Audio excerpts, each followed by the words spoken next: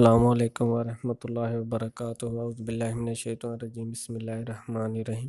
حضور صلی اللہ علیہ وسلم کا ارشاد ہے کہ اللہ تعالیٰ اس کا چہرہ روشن کرے جس نے کوئی اچھی بات سنی، جس طرح سنی اسی طرح آگے پہنچا دے۔ اسی ویڈیو کو لائک شیئر ضرور کریں، میرا چینل ماشاءاللہ سبسکرائب کریں۔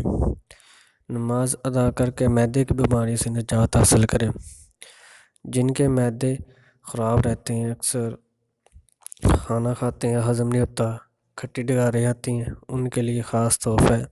نماز تو ہم ویسے بھی ادا کرتے ہیں، اگر نماز میں ہم 2 صورتوں کا معمول بنا لیں تو ہم معدے کی تمام بیماریوں سے نجات حاصل کر سکتے ہیں۔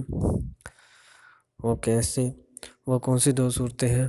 پہلی رکعت میں علم نشرہ، دوسری رکعت میں علم ترى، سنت نفل ہے، ان میں پڑھنا معمول بنا لیں۔